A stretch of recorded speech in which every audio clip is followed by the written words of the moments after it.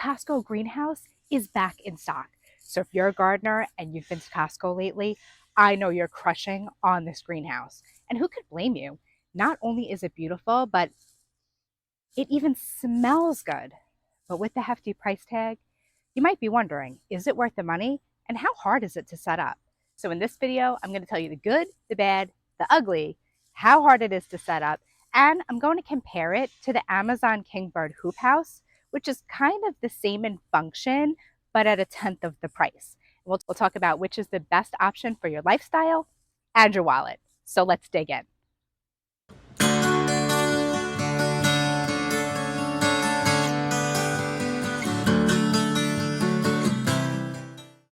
The truth is that I love this greenhouse, but I also love my hoop houses, and I don't think you could go wrong with either. So let's talk about the greenhouse first. Come on in. The Costco Greenhouse is made by a company named Yardistry, like artistry for your yard, which I think is totally fitting considering the aesthetic appeal of this greenhouse. The greenhouse features a solid cedar wood frame with a natural finish. The greenhouse panels are made of a clear polycarbonate, which is known for its durability and light transmission properties. It also has a hinged door and a metal latch. Be careful with the latch. If you don't put the loop over the end at the left, all the way to the left, then you can actually get locked inside. And that's happened to multiple people, myself included, just one time. Now I'm a little bit more careful, and it's been fine ever since. A nice feature about the door is that it has an arm that can be propped open, which is great because there's no windows that can be opened within the greenhouse. So if it is a really hot day, you can prop the door open. It also makes it easier when you're moving things in and out. When you enter the greenhouse, you'll see that it does not come with a floor kit. That is something that you have to do on your own. We chose to put it on top of a 4x4 to protect the greenhouse from lawnmowers and weed whackers. And then we used stepping stones and river rock to complete the floor.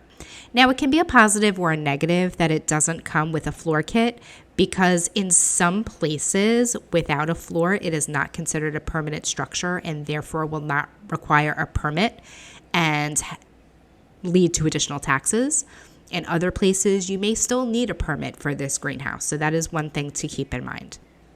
You can see that there's plenty of storage space underneath the two shelves and on top of the two shelves that run along the two sides of the greenhouse. So I have some of my baby plants on here that I've propagated recently that need a little bit more protection. I have some baby butterfly bushes over here that I'll talk about in another video. And then I have some of my fertilizers and my pots up on this high shelf so I can find them right when I need them. Now we get to the coolest part of this greenhouse. Not that I don't love the whole thing, but this roof vent or skylight actually opens and closes automatically using beeswax. I can't explain it. I don't know how it works, but it does. And the first time you see it open or close by itself, you'll be amazed. However, there's a negative here also. There's no way to control it that I can figure out. So if you don't want the roof vent open because you're trying to increase humidity for plant propagation or because you're trying to keep out the freaking mosquitoes, there's nothing you can do. Mine does leak a little bit in a very heavy rain, but not enough to do any damage or be bothersome. My handsome carpenter husband and a friend built this in 2 very long days. It came with really great instructions and included a video from the company detailing how to put it together. It's really well made and we had no issues with any of the parts being missing or warped. They do show building large sections of the walls on a table because you need to build it on something that's level, but he found it was much easier to build it on something larger like our pool deck instead of using a table, so that's one tip I have for you. He also said that the most difficult part of the build was setting the ridge, so if you could have extra people for that, that would probably be really helpful too.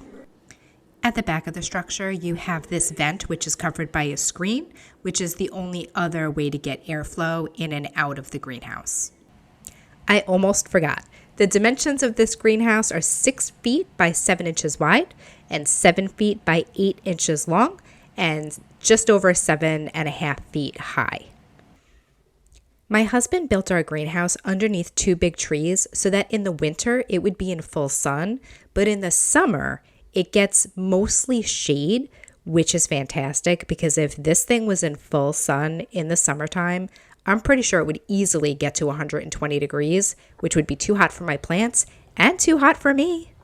Okay, next, let's talk about the Kingbird Hoop House, which is available on Amazon.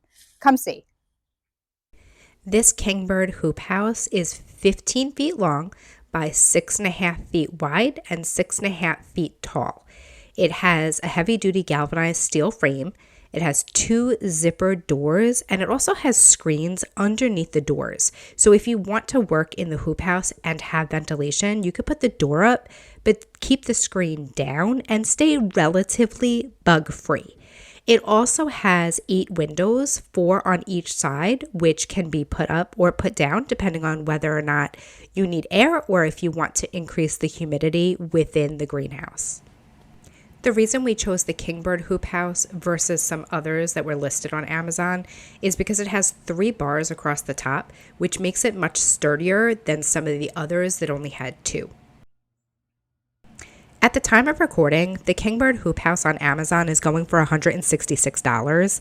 I think I paid more than that last year. There is currently a coupon. I don't know how long that will last. So this hoop house is about double the size of the greenhouse for about 1/10 of the cost.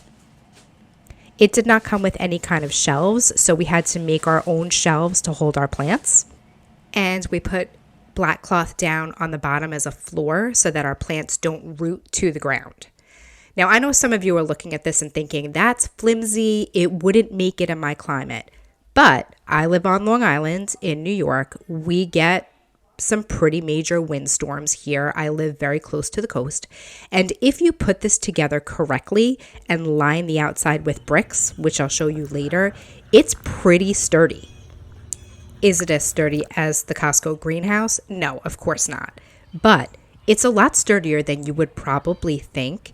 And one of the benefits for this hoop house is that if you were to close the windows and the doors, including, the outside door, not just the screen, you can really increase the humidity. So when I propagate plants, more often than not, I do them in the hoop house with everything closed up. And within an hour or two, the amount of condensation that builds up on the inside of this structure is amazing. So it's been really helpful for me. If you're not into plant propagation, that's probably not a consideration for you. Building the hoop house is obviously much simpler than building the greenhouse, but it will still require 2 people and it will take you about a day. Plus, the instructions are very vague in comparison to the very detailed instructions on the Costco Greenhouse. Okay, so truth be told, I think you'll be happy with either option because both of them are great. But let's consider a few things that might make the difference for you. The hoop house is a lot less expensive and it can be moved around your yard. So if you're not exactly sure where you want to put it, or you want the ability to put it up and then take it down when you don't need it, that might be a better fit for you. The other thing, Another thing that I would consider is how long you're going to be staying in your house. If you live in your forever home, then truthfully, your money will be better spent with the Costco greenhouse because it is going to last so much longer than the hoop house. Plus, it's going to look beautiful in your yard.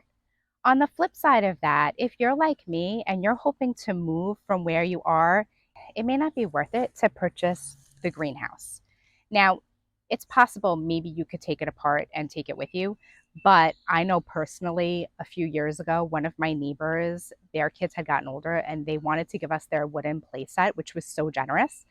And it was great. It was beautiful. The play set was really well made. And when we took it apart, it kind of crumbled. So the same thing could happen with this greenhouse in a few years when it's been exposed to the elements for a long period of time. So I wouldn't plan on taking it with you anywhere. One more positive for the hoop house is that they make it now with a misting kit. They didn't make that when I bought mine, and I'm so sad that I missed out on that opportunity.